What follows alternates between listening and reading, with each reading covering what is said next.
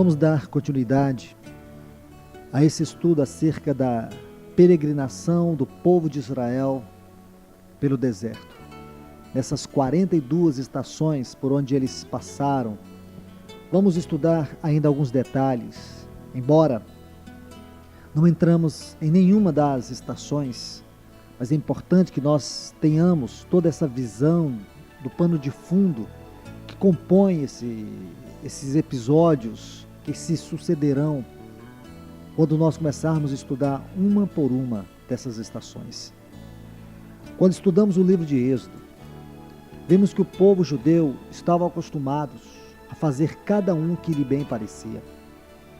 Além disso, depois de serem escravos no Egito, nós vemos que eles saíram, e da maneira como saíram, desordenadamente, nós vemos que Deus começou a colocar todas as coisas em ordem. Assim como no princípio, lá no livro de Gênesis, no capítulo 1, nós encontramos uma situação de caos, uma situação de desordem. E a Bíblia diz que o Espírito Santo começou a se mover sobre a face das águas.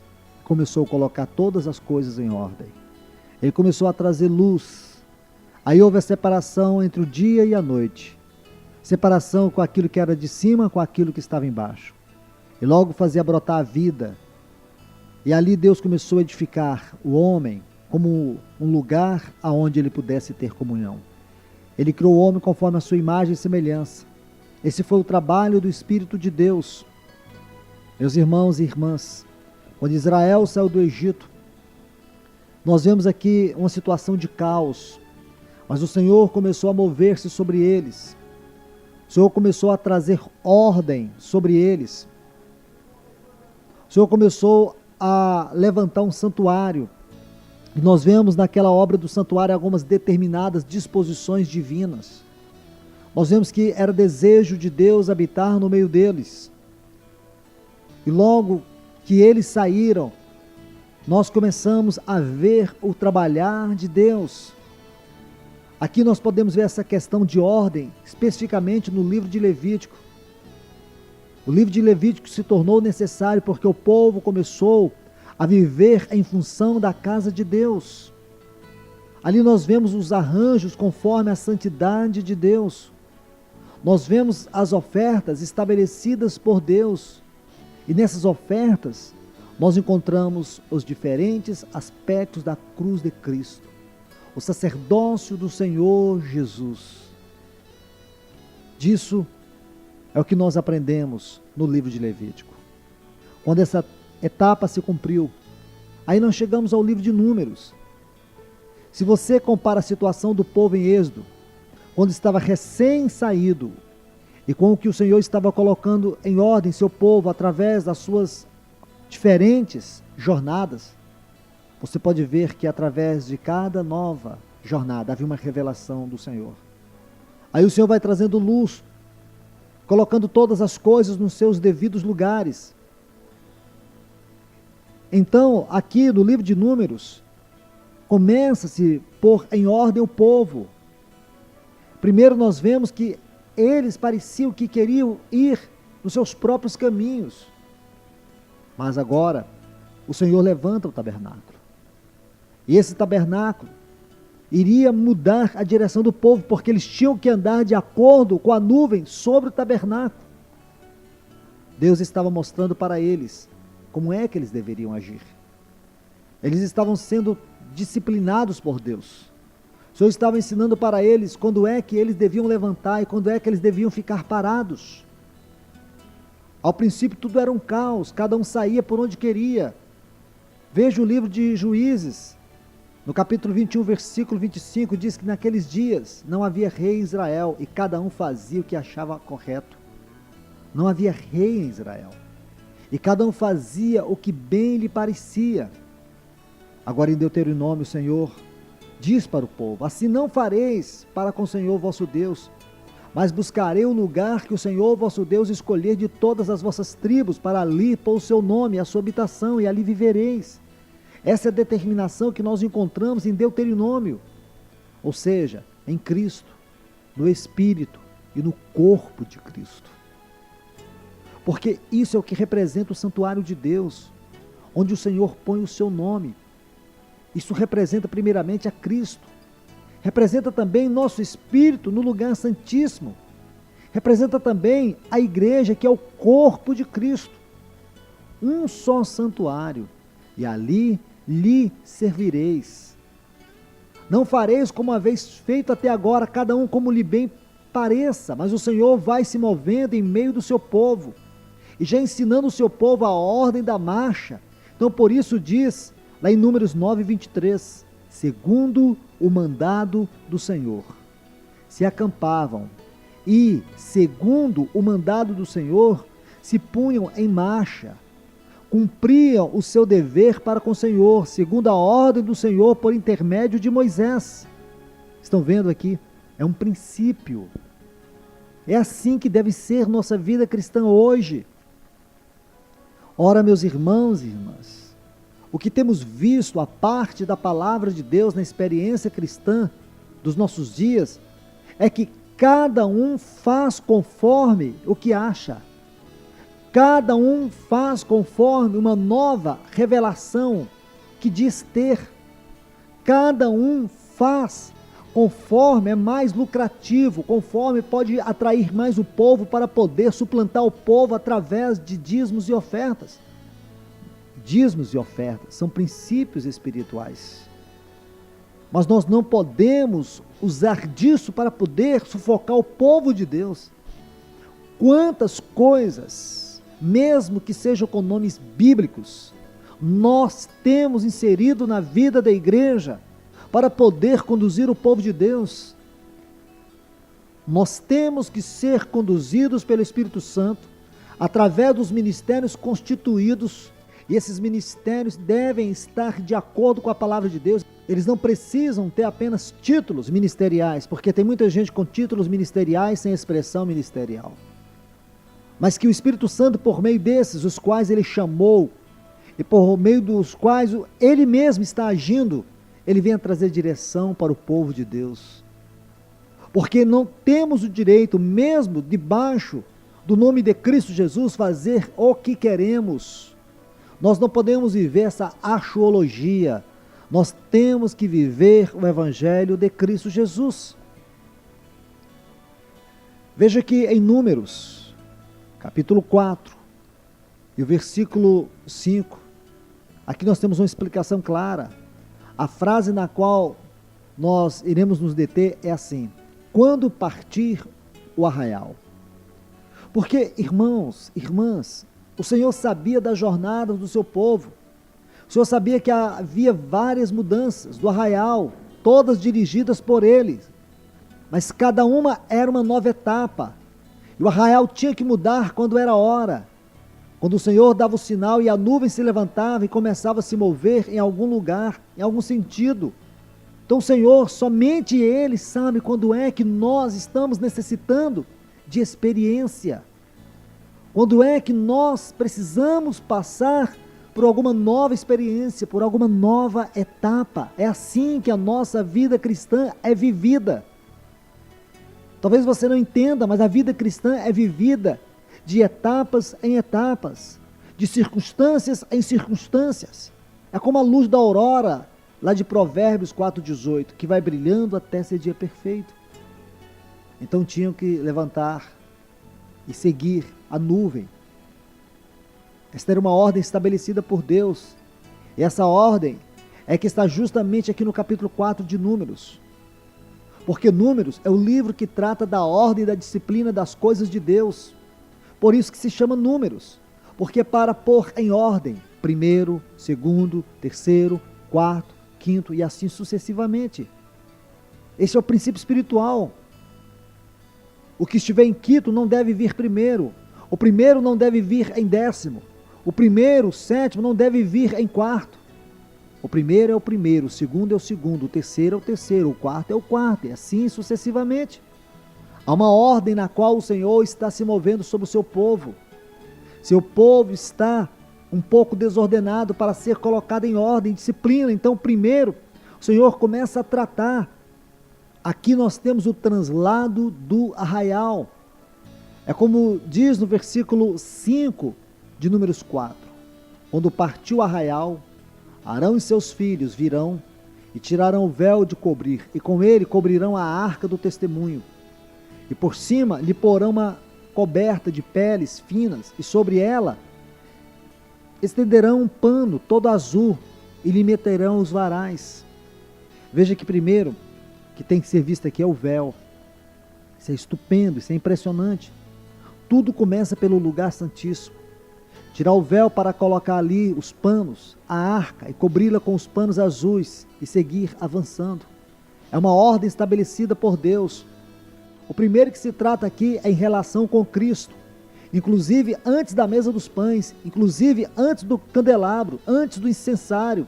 É um assunto da arca, é o assunto do lugar santíssimo. Começa pelo lugar santíssimo.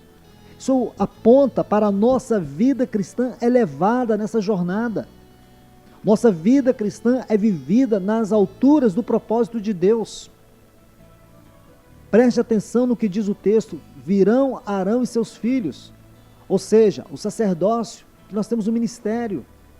Todo o povo do Senhor, nós sabemos, é sacerdote. Mas aqui está representando a autoridade delegada do sacerdócio de Cristo. E diz: tirarão o véu da tenda, e com ele cobrirão a arca do testemunho. Primeiro é a arca, porque a parte que corresponde com a nuvem é primeiramente a arca, e todo o tabernáculo, mas primeiramente a arca. É toda a mobília do tabernáculo, mas primeiramente a arca. Quando vemos em Êxodo 25, quando o Senhor diz: e farei santuário para mim. O primeiro que se descreve, a primeira mobília é a arca. Depois vem a mesa, o candelabro, e assim nós vemos todos os materiais, todas as mobílias. Veja que em Atos dos Apóstolos, no capítulo 2, diz que a igreja perseverava primeiro na doutrina dos apóstolos. O que era a doutrina dos apóstolos? Era acerca de Jesus Cristo. Depois na comunhão uns com os outros, no partir do pão, que se relacionava com o partir do pão, com os pães da proposição, o candelabro. Depois as orações, ou seja, o altar do incenso, o incensário. Essa é a ordem que nós vemos lá em Êxodo 25. Veja o quanto isso é claro e deve ser prático na nossa vida. Essa ordem aparece aqui. Essas são 4 coisas: a arca, a mesa, o candelabro e o altar do incenso. São as primeiras coisas que são transladadas. E essas 4 coisas correspondem-se com aquelas 4 coisas que vemos aqui no livro de Atos dos Apóstolos, no capítulo 2 e o versículo 42. Aqui está o caminho da igreja.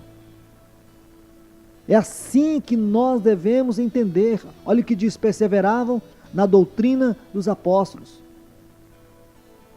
Se você ler Atos capítulo 5, versículo 42, você vai entender o que significa aqui a doutrina dos apóstolos. Olha o que diz esse texto: e todos os dias no templo e pelas casas não cessavam de pregar e ensinar a Jesus Cristo.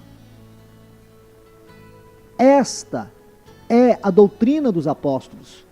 Vemos aqui claramente. Vemos que este é o fundamento, está relacionado com a pessoa do Senhor Jesus. Porque nenhuma coisa tem algum sentido se estiver separada de Cristo Jesus. Em Cristo as coisas têm sentido, têm valor, têm realização, têm redenção. Porque esse é o centro da doutrina apostólica, o Senhor Jesus. Então, a primeira coisa que nós vemos aqui, nessa ordem de coisas, é a centralidade de Cristo. Claro que quando nós lemos as cartas dos apóstolos, vemos que essas cartas falam de muitas coisas, mas em todas elas está sendo revelada Deus por Cristo Jesus. Ou seja, Cristo é o tema central dos apóstolos. O Senhor Jesus sendo ensinado e pregado. A palavra grega didaquê, ensinamento didático, e a palavra querigma, proclamação. É o ensinamento didático corrente, ordenado a tudo que se relaciona à pessoa de Jesus Cristo. Sua pessoa, sua obra, sua doutrina, o que é essencial. A igreja não pode ter outro centro. A igreja não pode estar girando através de nenhuma outra coisa. A igreja tem que ter esta centralidade. A igreja não pode ser descuidada em nada que se relacione a Cristo. Ela tem que focar diretamente a Cristo. O tesouro da igreja é o Senhor Jesus. O que a igreja tem que entender é a Jesus Cristo. O que a igreja deve conhecer é a Jesus Cristo. O que a igreja deve viver é Jesus Cristo. O que a igreja tem que testificar é Jesus Cristo. A igreja tem que glorificar a Jesus Cristo. Ou seja, a igreja tem que estar centrada em Jesus Cristo. Às vezes nós centralizamos nosso viver como igreja em muitas outras coisas. Às vezes organizamos alguma coisa em função de algo particular, onde o centro não é o Senhor Jesus Cristo. Mas aqui diz a palavra do Senhor que os apóstolos, todos os dias, no templo e pelas casas, não cessavam de fazer duas coisas: ensinar, aqui está o aspecto didático, de forma ordenada, sequenciada, que é o que está debaixo da palavra didaquer, em forma didática, que se traduz em ensinamento. E também a palavra querigma, que quer dizer proclamação, ou seja, aquele tema conjuntural de aplicações do Senhor Jesus a qualquer conjuntura, a qualquer necessidade. A igreja, em qualquer momento, deve pregar Jesus Cristo e apresentar Jesus Cristo como a solução para qualquer coisa que se apresente no caminho. Mas não somente se prega, como também se ensina, e não somente se ensina, mas também se prega. Não podemos ficar só com ensinamento, porque constantemente temos necessidades práticas e esquecemos do depósito que nos foi dado como encargo à igreja, como um conselho de Deus centrado no ministério de Cristo, para estar constantemente recebendo integralmente e transmitindo-o constantemente. Por isso é necessário que Jesus Cristo seja ensinado e seja pregado. Esse é o centro da doutrina dos apóstolos. Por isso é que quando ali diz que a igreja, o povo do Senhor, seu perseverar, em seu caminhar, estava centrado nessas quatro coisas. A primeira delas era a doutrina dos apóstolos, ou seja, eles eram cristocêntricos, porque os apóstolos ensinavam e pregavam a Jesus Cristo. Meus irmãos e irmãs, que Deus em seu infinito amor e graça fale ao seu coração, possa levar a você a compreender a prioridade das coisas de Deus nesta jornada espiritual que nós estamos sendo conduzidos pelo Espírito Santo. Que eu e você venhamos entender que nessa jornada há princípios que não podem ser desprezados. Há um viver que nós não podemos desprezá-lo. Nós precisamos ser ajudados. Nós precisamos ser ajudados pelo Espírito de Deus através da sua palavra, para que nós entendamos a nossa própria situação, nosso próprio viver. Podemos até julgar que estamos muito bem, alegremente, vivendo a vida cristã, mas sem a essência cristã, sem a realidade cristã. Isso pode, com certeza na sua vida, atrasar o propósito de Deus. Muitas vezes podemos estar perdidos em nossas próprias concepções e doutrinas humanas, enquanto a verdade de Cristo é uma outra coisa completamente diferente. Que o Senhor nos ajude, que o Senhor nos guarde, que o Senhor nos leve para a centralidade da sua palavra, porque ali nós encontraremos Cristo, a centralidade de Deus. Que vocês sejam ricamente abençoados por esta palavra.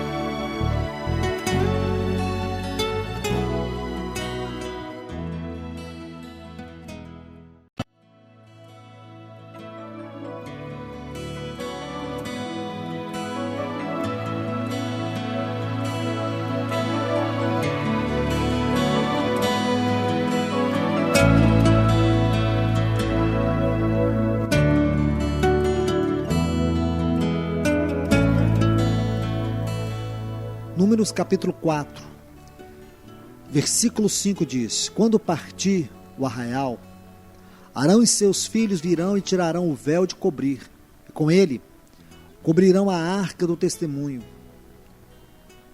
e por cima lhe porão uma coberta de peles finas, e sobre ela estenderão um pano todo azul, e lhe meterão os varais.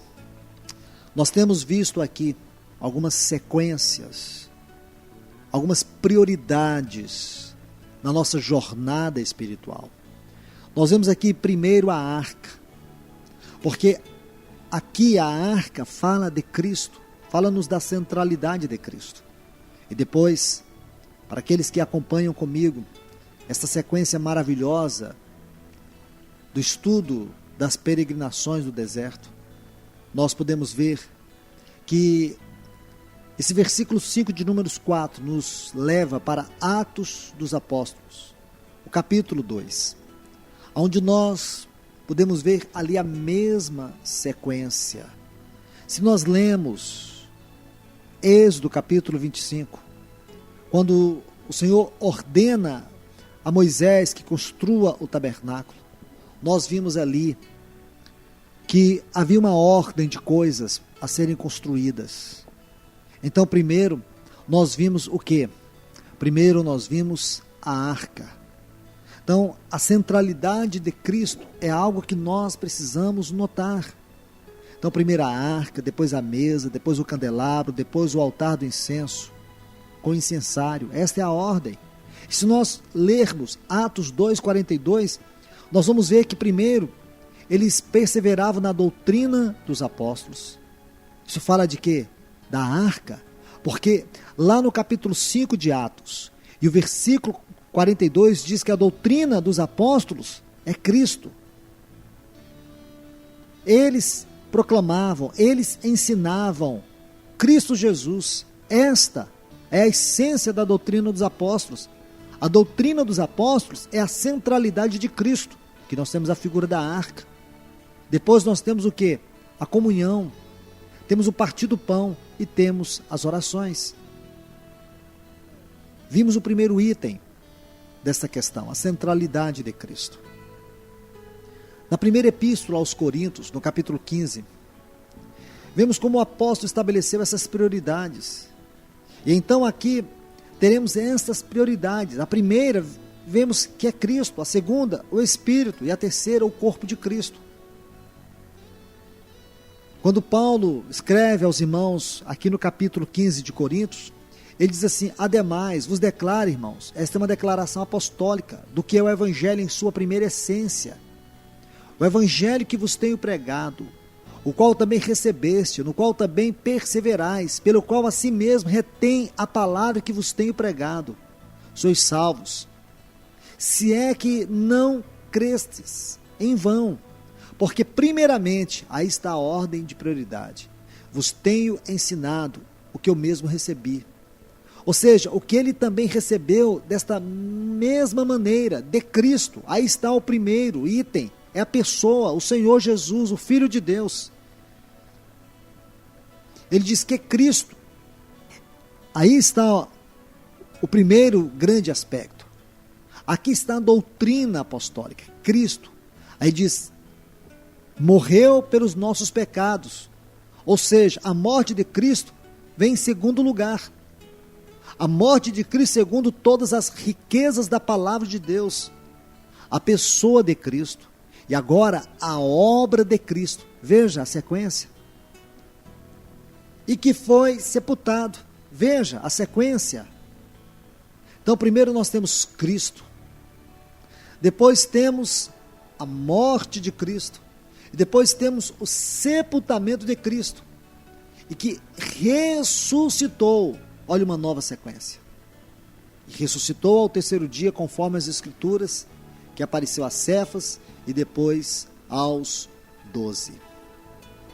Nós lemos os versículos 1 a 4 de 1 Coríntios capítulo 15. Portanto, meus irmãos e irmãs, você pode ver aí, aqui Paulo segue dando uma lista de todas aquelas pessoas que foram testemunhas oculares da ressurreição do Senhor Jesus.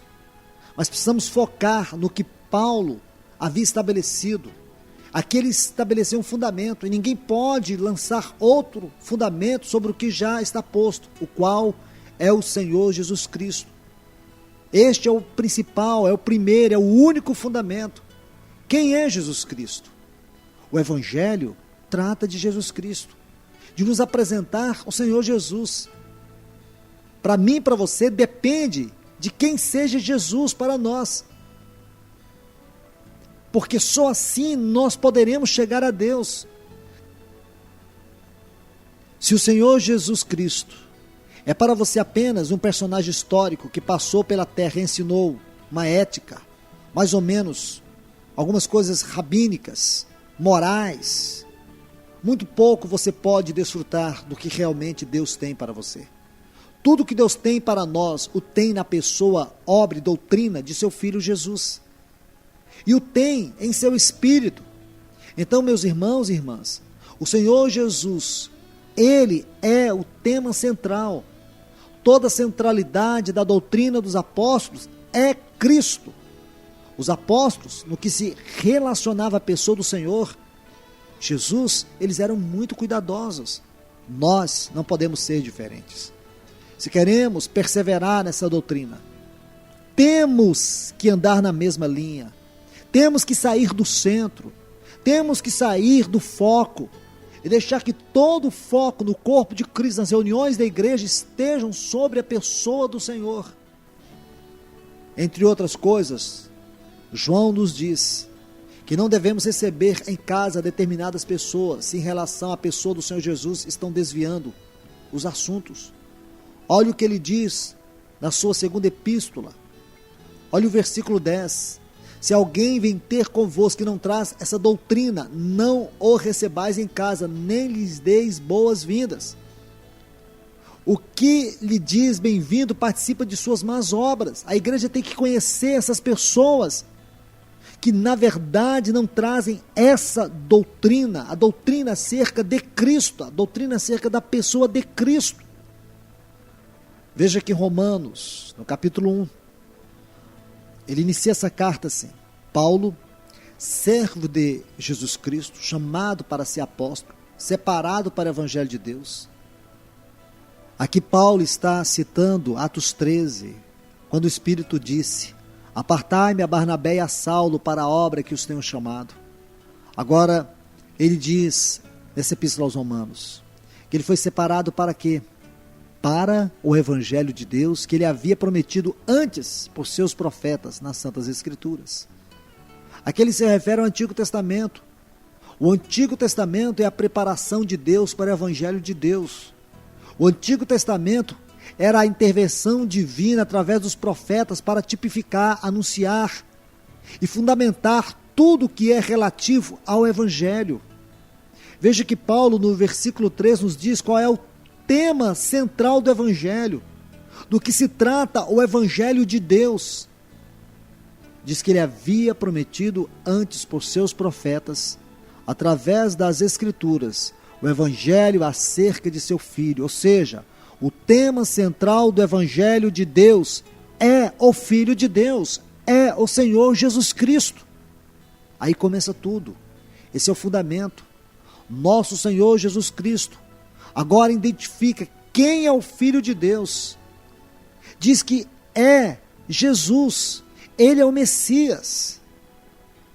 Lá em Mateus capítulo 16, versículos 16 a 18. Depois que Pedro fez aquela magna declaração: Tu és o Cristo, o Filho do Deus vivo. Aí o Senhor Jesus afirma: Bem-aventurado és, Simão Barjonas, porque não foi carne nem sangue, mas meu Pai que está nos céus. Também eu te digo que tu és Pedro, e sobre esta pedra, não diz sobre Pedro, ele estava apontando agora para ele, sobre esta rocha, edificarei minha igreja. Você acaba de confessar o que o Pai te revelou. Esta é a revelação. E essa é a confissão, e acerca de Jesus é que Pedro está confessando e declarando como Filho de Deus, como Messias de Deus, o Cristo. Sobre esta rocha edificarei minha igreja. Aí está o fundamento.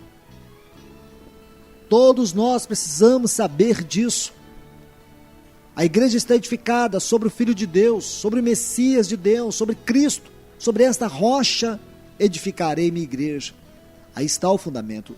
Sobre o Filho de Deus, morto por nossos pecados, ressurreto, o Senhor da glória. Sobre ele está edificada a igreja. Ele tem que nos revelar. Temos que conhecer o Filho de Deus, porque ele revela-nos o Pai. Deus se agradou em revelar em seu Filho ele mesmo. Não foi carne nem sangue que revelou para Pedro, mas foi o Pai. A igreja tem que estar centrada, desfrutando do Senhor Jesus, conhecendo. Precisamos, irmãos e irmãs, estar perplexos por conhecer cada dia mais e mais a revelação de Deus em Cristo, na comunhão da igreja, na vida da igreja. Irmãos e irmãs, entendamos de uma vez por todas. Deus não recebe outro sacrifício de nossa parte, mas somente o que o Senhor Jesus fez em nosso favor. Ninguém pode achegar-se a Deus tendo como base nenhuma outra coisa senão o Senhor Jesus Cristo. O melhor sacrifício que se pode apresentar é a sua fé no Senhor Jesus, é o seu apreço por Ele, é o seu amor por Ele, é o seu conhecimento por Ele. Não um conhecimento intelectual, mas um conhecimento experimental, um conhecimento espiritual. Aqueles que conhecem o Senhor são os que apreciam o Senhor, são aqueles que agradam o Senhor, são aqueles que confiam no Senhor. Este é o único sacrifício que Deus realmente recebe. É o apreço que nós temos pelo seu Filho. Não é nada que você tem em si mesmo, não é nada que você mereça, não é nada que você pode, mas é quem é Jesus em você, para você. O que você confessa dele? Qual é o seu apreço em relação à pessoa bendita de Cristo Jesus? Até que ponto você o conhece? Será que você tem compreendido isso? Porque é isso que importa para Deus, essa é a prioridade, esse é o fundamento. Isso tem valor para Deus, é que você confie verdadeiramente no seu Filho, creia nele de todo o seu coração. Irmãos e irmãs, todos os sacrifícios que Deus deu para que no Antigo Testamento se apresentassem diante dele, para que pudesse receber do seu povo, todos esses sacrifícios apontavam para a pessoa do Senhor Jesus, representavam o Senhor Jesus. E quantos sacrifícios eram? Eram de muitas classes. Era necessária uma quantidade de bezerros e de cordeiros, de touros e de pombinhos, milhares tinham de ser sacrificados. Quando haviam festas, tinham que sacrificar muitíssimos animais, porque o sacrifício do Senhor Jesus é muito grande, não pode ser representado com mesquinhez, tinha que ser representado com abundância, porque ele é abundante. Como igreja, nós nos reunimos em torno da pessoa do Senhor Jesus, debaixo unicamente do seu nome, para nos alimentar dele, para apreciá-lo, para receber dele o testemunho daquilo que ele fez lá na cruz do Calvário. O Evangelho de Deus é acerca do seu Filho. É disso que trata o Evangelho de Deus. Há algo em Deus que tem complacência, com a pessoa do seu Filho. Antes ainda de criar tudo, ele fez toda a criação para seu Filho, e a fez nele, e o seu anúncio é acerca dele, para que conheçamos o seu Filho, a pessoa do Senhor Jesus, a quem ele tem enviado, e ele é a nossa vida eterna, doada do Pai para nós. O Evangelho acerca do Senhor Jesus era a linguagem dos profetas, era a linguagem que Davi cantou. Aí começa o Antigo Testamento a ter sentido para nós. No Antigo Testamento foi declarado que o Filho de Deus viria para nos resgatar. Olha Isaías capítulo 53. Aí você vai ver essa grande verdade. Leiam o capítulo 7 de Isaías, leiam o capítulo 9 de Isaías. Você vai ver a revelação gloriosa acerca dele, da pessoa do Senhor Jesus. Todas essas coisas apontam para ele. Vá até o Antigo Testamento.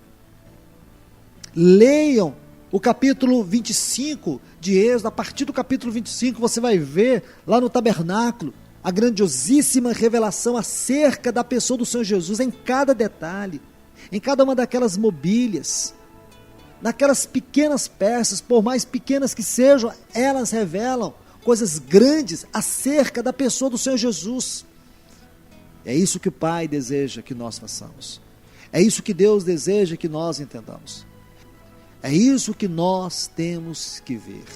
É isso que nós temos que enxergar. Senão perderemos por completo a visão da pessoa do Senhor Jesus. Que Deus leve você para dentro disso, para a revelação desta verdade no seu espírito, e que isso toque profundamente o seu coração.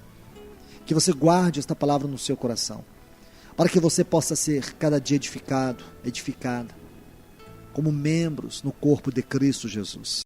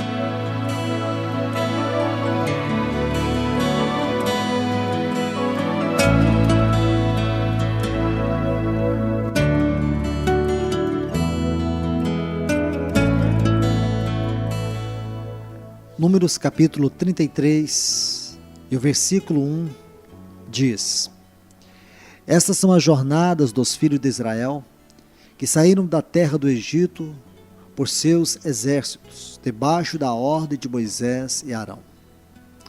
Aqui quero que vocês prestem atenção para a forma plural. Não só a jornada, mas o Espírito Santo inspirou para que fosse escrito dessa forma, no plural. Vejam isso. São as jornadas, porque em nossa caminhada não vamos sempre em um mesmo tom, em uma mesma tônica, pois às vezes temos que entender que há mudanças, e muitas dessas mudanças são abruptas, de uma etapa para outra. Na vida cristã há várias etapas, e são diferentes umas das outras, por isso nós vemos aqui jornadas no plural. Há várias etapas que nós temos que passar. São várias jornadas. É como se Deus houvesse nos dito: filhos, por todas essas experiências vocês terão que passar, não tudo de uma vez, mas pouco a pouco. Uma coisa vem primeiro e depois outra. É assim que nós vemos. A Bíblia diz que Moisés escreveu estas saídas conforme suas jornadas, por mandado do Senhor. Veja essa frase, por mandado do Senhor. Aqui certamente vemos que o interesse do nosso Deus não é só meramente histórico. Deus não escreveu história somente pela história. Nós sabemos que Deus, Ele escreve a história.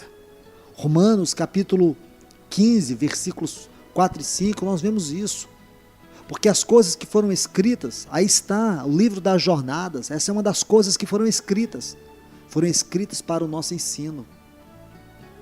Os santos do Novo Testamento, os cristãos, não somente eles estavam agora olhando para aquela história, mas eles sabiam que eles estavam vivendo essa história.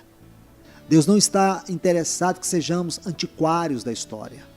Ele quer que tiremos proveito da história para hoje, para agora, tanto para nós, quanto para aqueles que caminham conosco, que peregrinam conosco. Ainda em Romanos, esse mesmo texto diz, a fim de que pela paciência e pela consolação das Escrituras tenhamos esperança. Essa palavra esperança no grego é elpis, fala de um antigozo. Irmãos e irmãs, à medida que nós estamos caminhando nestas jornadas espirituais, nós estamos tendo o antigozo da era vindoura. Aí ele diz, ora o Deus da paciência e da consolação vos conceda o mesmo sentir de uns para com os outros, segundo Cristo Jesus. Então vejam bem, essas jornadas, a história dessas jornadas, foram escritas para quê? Nós sabemos que foi pelo mandado do Senhor. Moisés escreveu essas jornadas por mandado do Senhor, isto é, o Senhor lhe mandou escrever essas coisas. E aqui nos é dito para quê? Para o nosso ensino, ou seja, cada uma dessas coisas, e ali vamos encontrar uns nomes estranhos, mas todos esses nomes têm significado espiritual em nossa vida, e algo aconteceu em cada uma dessas estações, e é uma lição, ou mais de uma, que nós temos que aprender em cada estação. E essas estações, às vezes muito largas, né?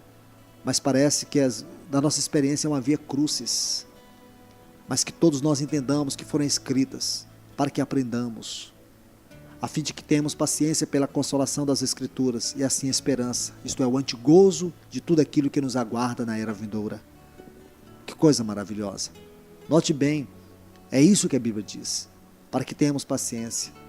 Foram escritas nas Escrituras para que tenhamos esperança, para que as Escrituras nos deem pelo Espírito, primeiro, paciência, segundo, consolação, e pela paciência e pela consolação tenhamos esperança, isto é, aconteceram para o nosso ensino, foram escritas para o nosso ensino. O que aconteceu com Moisés e todas aquelas pessoas, não aconteceu somente com sentido histórico, arcaico, não foi isso, meus irmãos e irmãs. Aquelas jornadas foram dirigidas por Deus, cada saída e cada chegada foram dirigidas pela nuvem da glória do Senhor. O Senhor se levantava e dizia quando sair, aonde ir e para onde eles deveriam ir e parar e quanto tempo eles deveriam ficar em cada estação. Tudo isso foi ensinado por Deus a Israel e foi ensinado em vista à nossa própria experiência cristã hoje. Quando Deus estava dirigindo-se a Israel, Ele não estava pensando somente em Israel. Deus estava, através de Israel, pelo poder do seu Espírito Santo, escrevendo sua palavra. Deus estava preparando as Escrituras para 4 coisas: ensino, paciência, consolação e esperança. É isso que vemos em Romanos capítulo 15 e os versículos 4 e 5. Então o ensino nos guia à paciência.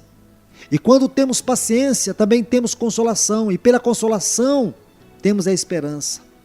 Todas essas jornadas foram escritas para nós. Há muitas passagens na Bíblia onde essas jornadas são resumidas. E nesses resumos temos também as lições para aprendermos. Mas a intenção agora não é ler os resumos, é ler jornada após jornada, estação após estação, cada uma dessas paradas, onde temos tantas e grandiosas lições para a nossa vida cristã. Uma coisa é chegar a uma estação e outra coisa é sair dela. E essa é uma experiência que nós temos que aprender.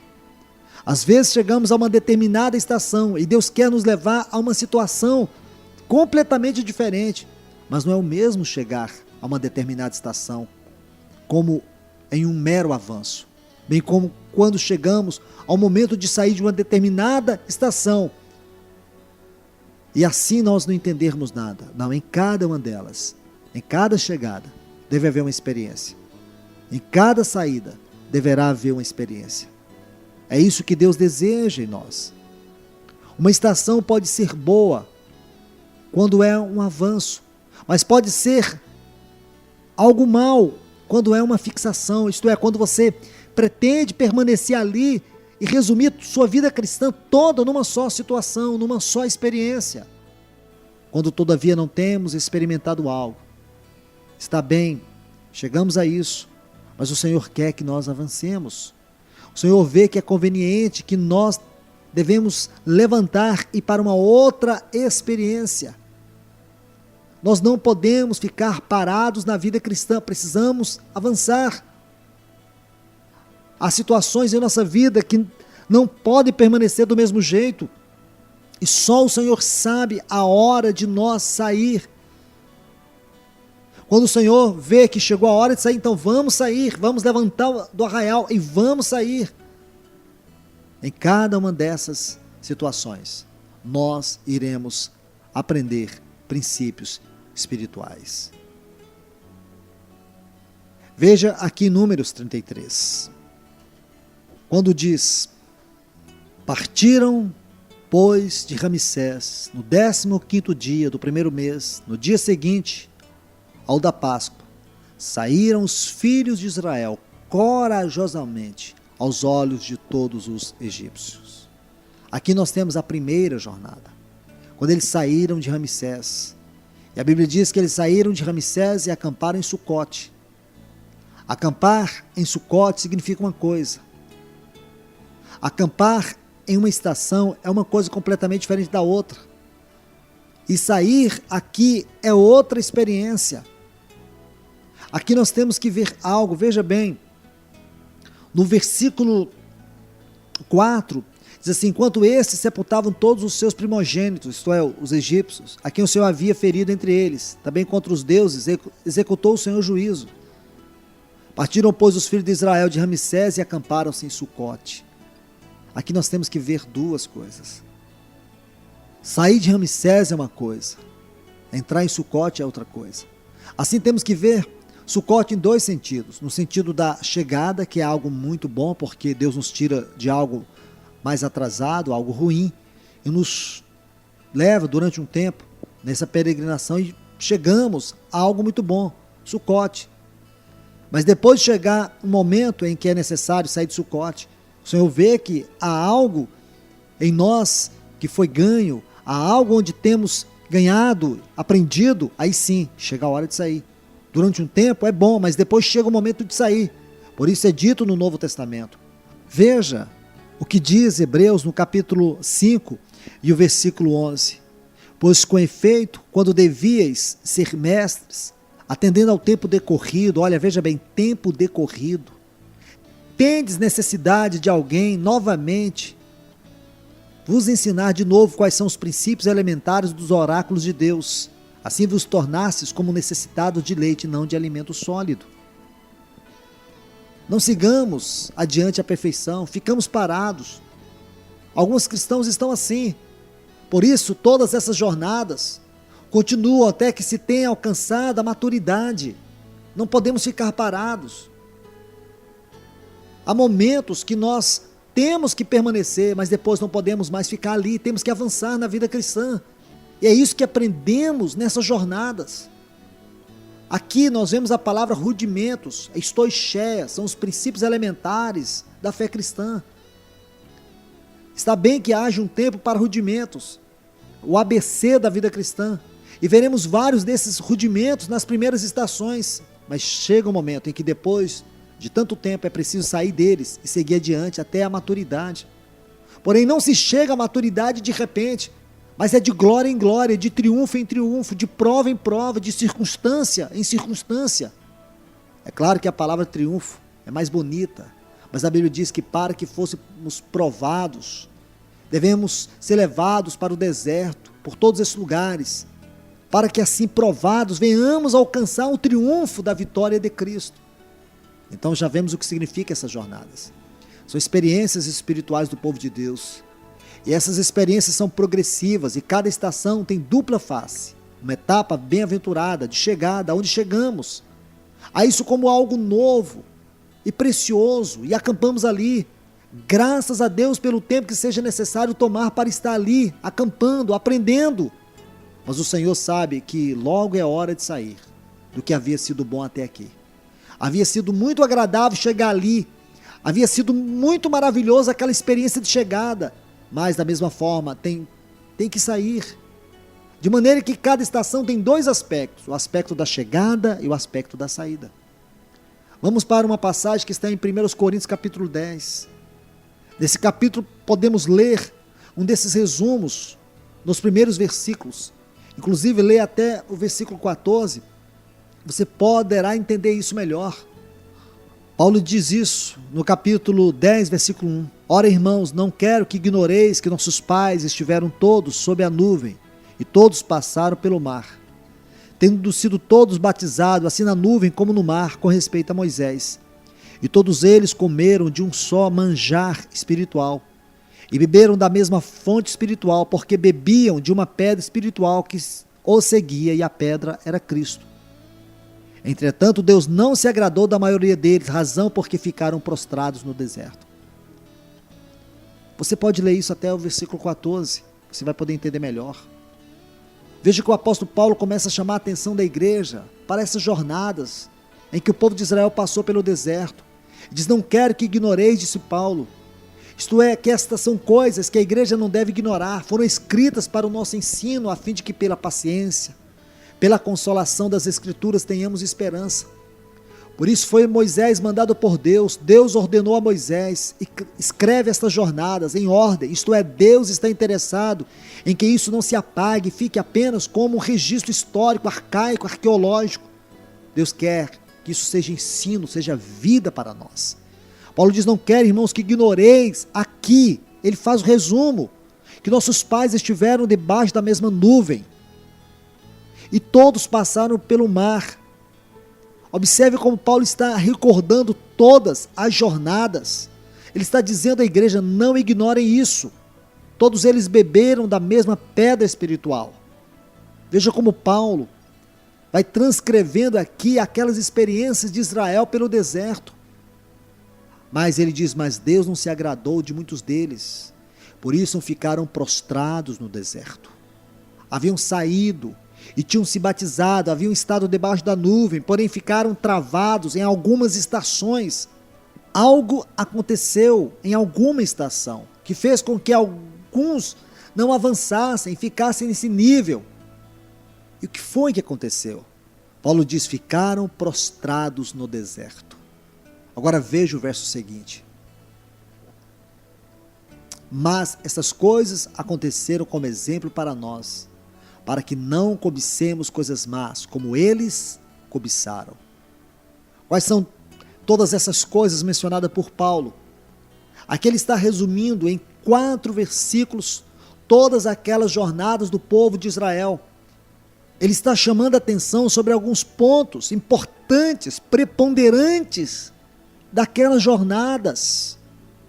Ele diz estas coisas, ou seja, todos os acontecimentos e as lições distintas que se sucederam naquelas jornadas, como por exemplo para nós, para que devemos estudar este livro das jornadas minuciosamente, para que venhamos aprender as lições práticas para a nossa vida, porque são exemplos para nós.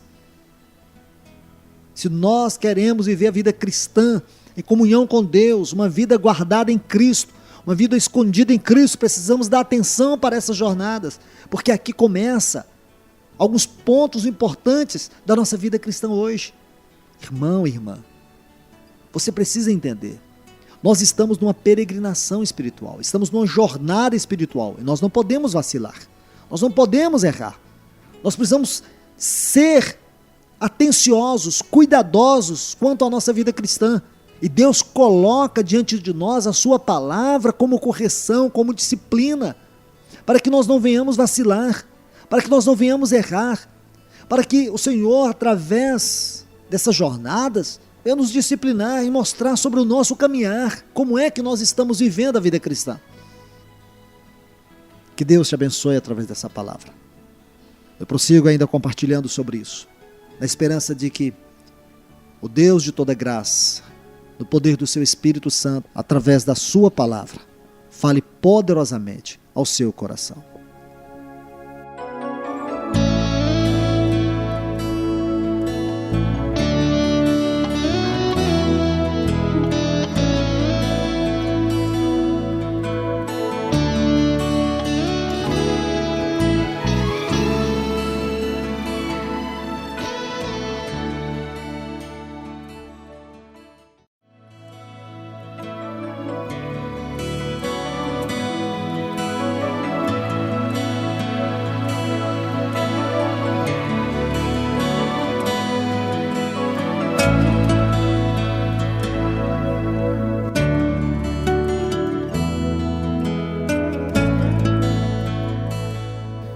Graças a Deus, nós vamos dar continuidade à última palavra. Estamos perto de entrar na primeira estação desta jornada de 40 anos.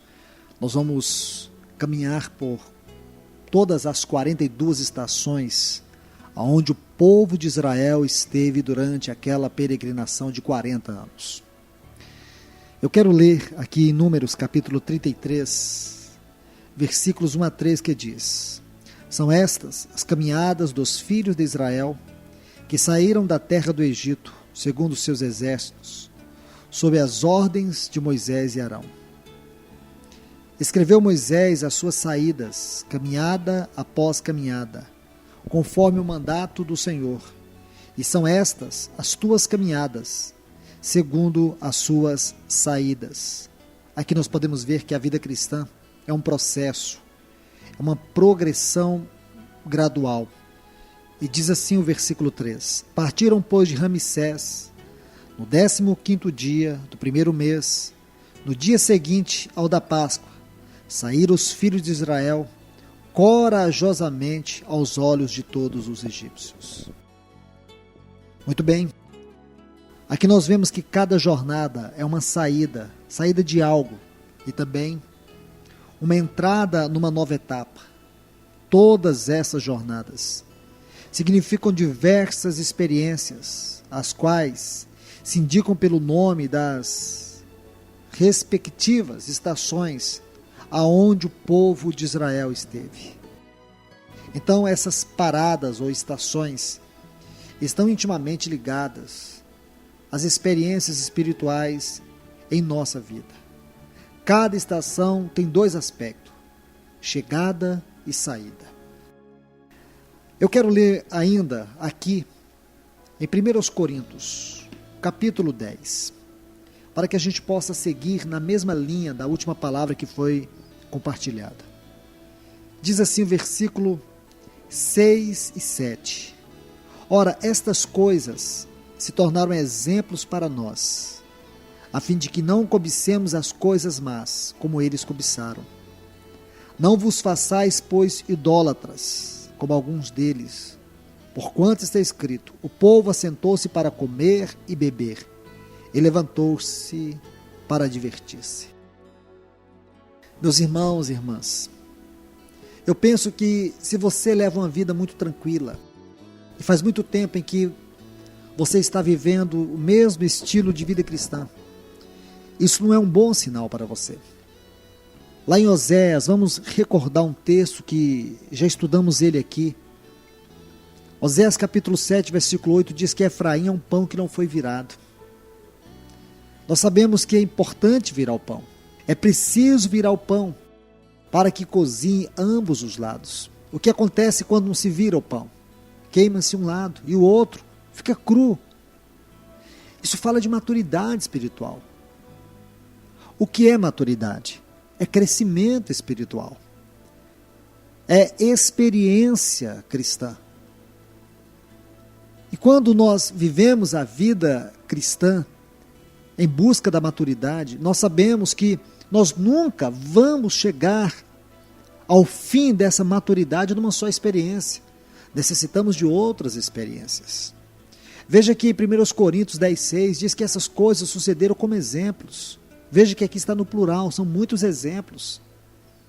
E diz mais: a fim de que não cobicemos as coisas más como eles cobiçaram. Observe algo aqui, como foi que eles cobiçaram? Igual nós muitas vezes temos cobiçado no nosso contexto de vida. Porque Deus, quando Ele deu essas experiências para o povo no deserto, Ele estava pensando em nós. Quando Ele levou aquele povo caminhar aqueles 40 anos, Deus tinha em vista nós hoje. É isso que você lê nesse capítulo 10 de 1 Coríntios. É isso que o Espírito Santo está ministrando a nós. Há muitas lições ali que nós temos que aprender. Aqui nesse texto, diz assim no versículo 7 de 1 Coríntios 10: E o povo assentou-se para comer e beber, e levantou-se para divertir. Como foi que eles foram idólatras? Talvez aqui esteja a referência de Êxodo, capítulo 32, versículos 4 a 6. Aquele episódio da idolatria deles perante aquele bezerro. Mas aqui faz uma referência a um tipo de idolatria, a comer e a beber, a divertir-se. Não é errado comer, não é errado beber, não é errado divertir. Errado é quando essas coisas se tornam uma prática comum no nosso viver e assim nós perdemos a centralidade de Cristo nessas coisas. Esta é a idolatria que está em foco aqui. É você divertir, dedicar, fazer todas essas coisas, sendo que isso não é a centralidade de Cristo, como sendo isso a prática do seu viver. Nós temos que entender, a nossa vida tem que ser uma vida vivida na experiência de viver Cristo. E talvez essa distração, ou esse estilo de distração que Israel viveram no deserto, é o que o Espírito Santo deseja chamar a nossa atenção. Esse é o cuidado que o Senhor tem conosco, porque muito da vida cristã hoje não passa de entretenimentos. Perdemos a seriedade do estudo sistemático da palavra de Deus. Estamos vivendo numa geração onde o povo não conhece mais a palavra de Deus. Nossas reuniões têm se tornado muito em diversões, em entretenimentos, e temos perdido a profundidade da realidade do falar de Deus.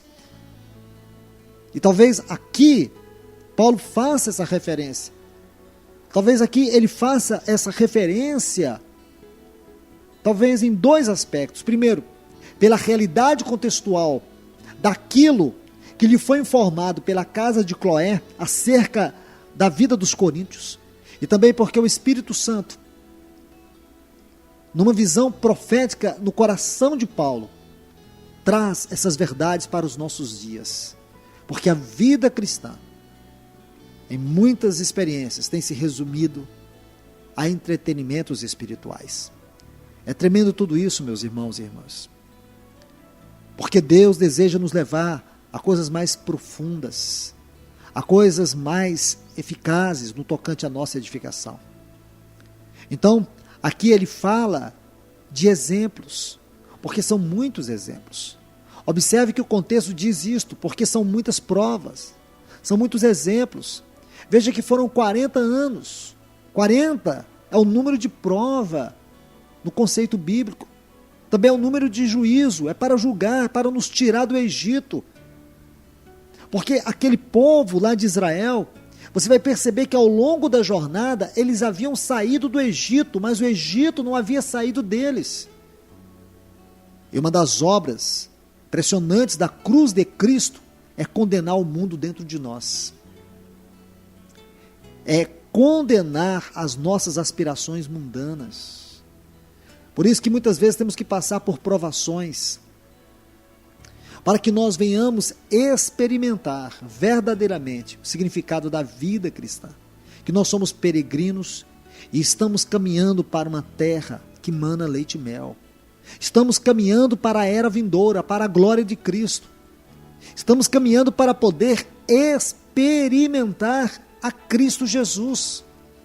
Se eu e você não entendemos o significado da nossa experiência cristã, ou o significado da nossa vida cristã em experiência, então qual é o sentido da vida cristã?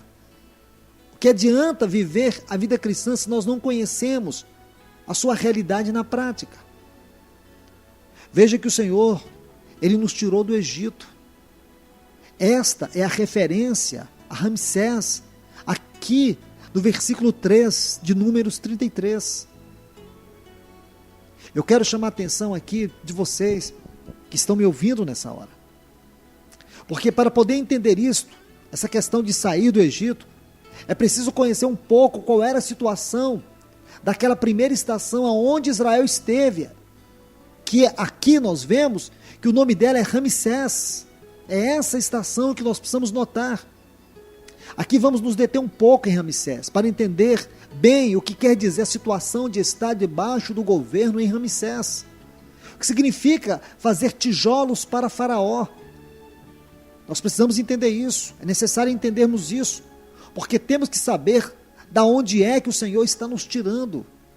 Temos que saber aonde é que o diabo nos tem mantido muitas vezes privados, presos, enclausulados. aonde muitas vezes Satanás tem nos mantido enclausurados. Precisamos ser claros quanto a isso. Vamos a uma passagem que se encontra em Apocalipse capítulo 11. Quero chamar a atenção de todos vocês para o versículo 8. Olha o que diz esse texto.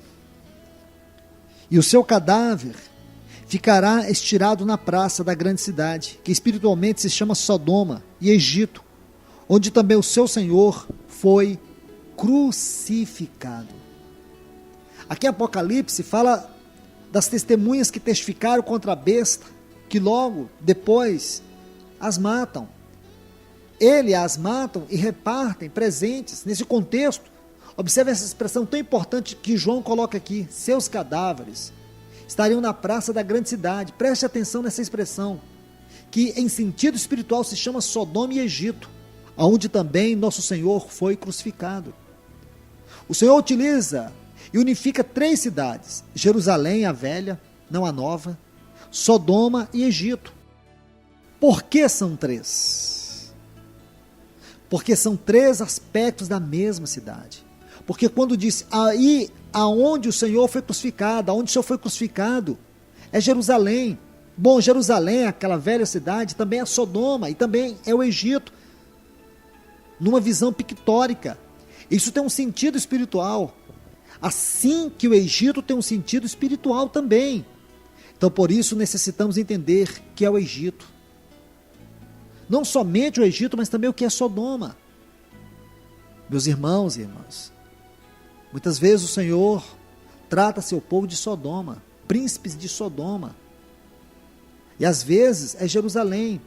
Mas observe que Jerusalém, lá onde o Senhor morreu, aquela cidade religiosa, a capital, digamos, do antigo pacto, lá atrás, na história, sem dúvida, aqui ele está dizendo que ela é Sodoma. E existe um sentido espiritual para isso. No entanto, se nós prestarmos atenção a essa expressão, a essas conexões, porque Deus deseja mostrar-nos algo aqui.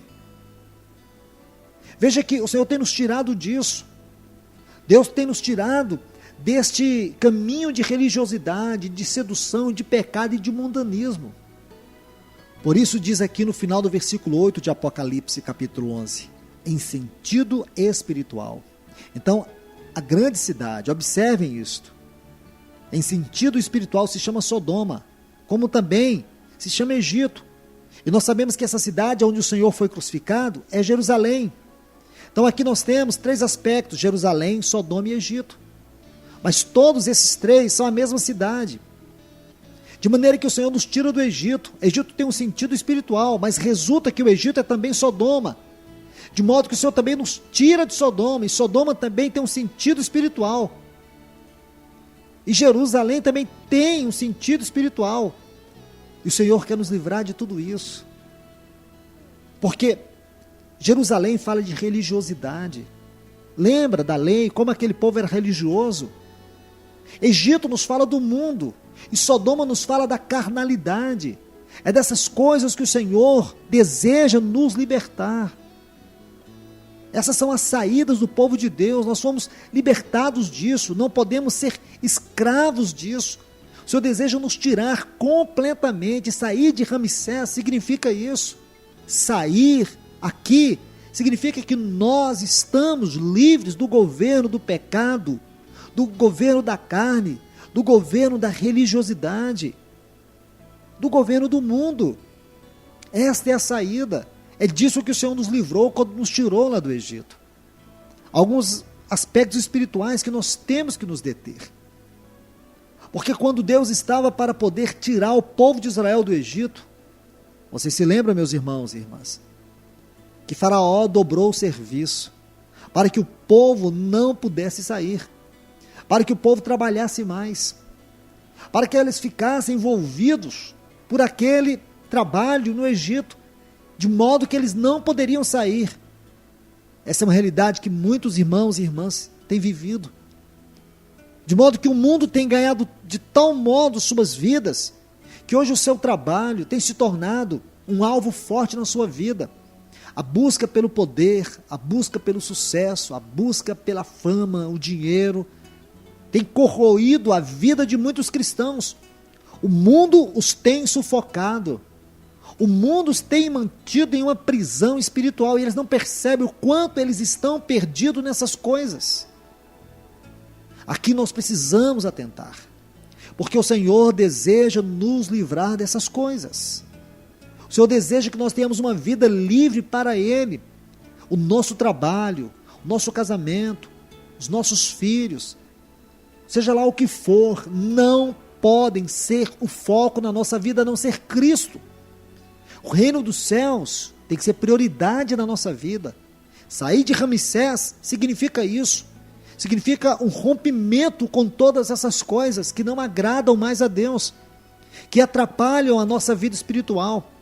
Coisas que estão entre nós e Deus, e que estão roubando Deus de nós, que estão roubando o nosso tempo, que estão roubando a nossa consagração, que estão roubando o nosso serviço a Deus.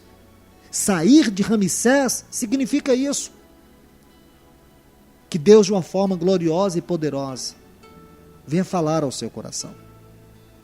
Venha trazer a você o verdadeiro significado sobre o que significa sair de Ramsés. Que Deus, no poder do seu grande e poderoso Espírito, inunde o seu coração da sua doce, santa e poderosa palavra.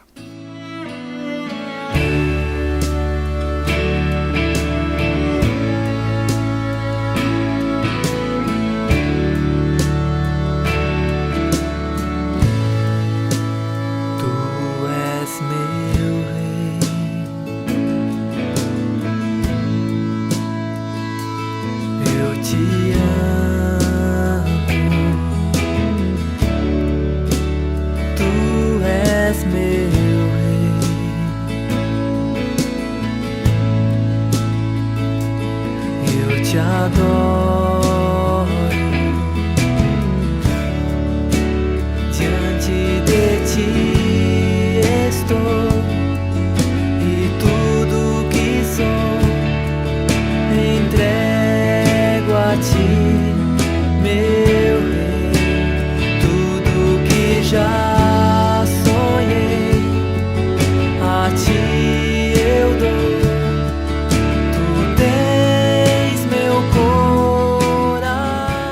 Pai, em nome de Jesus, que o Senhor nos ajude a ver a nossa extrema necessidade de viver uma vida consagrada a Ti, de modo que não sejamos enganados pelo pecado, pela carne, pela religiosidade, pelo mundo. Como nós precisamos ser livres desses poderes satânicos que sutilmente tentam nos enganar. Quantos dos Teus filhos estão aprisionados por esse sistema do mundo? Quantos estão trabalhando, fazendo tijolos para Faraó, para poder não Te servir? Quanto do nosso tempo tem sido roubado? Senhor, ajuda-nos a entender a importância do tempo na nossa vida. Ajuda-nos a compreender o quanto nós necessitamos sair de Ramsés, para que venhamos viver uma vida completa, integralmente, a Ti, para o Teu agrado. No nome de Jesus é que eu faço esta oração.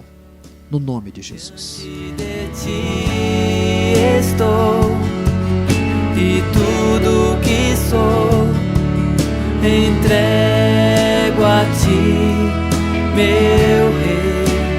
Tudo que já sonhei, a Ti eu dou. Tens meu coração, eu te amo, Jesus, eu te amo,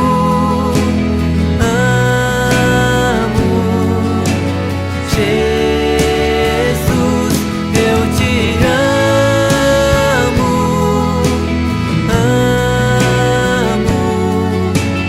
Jesus.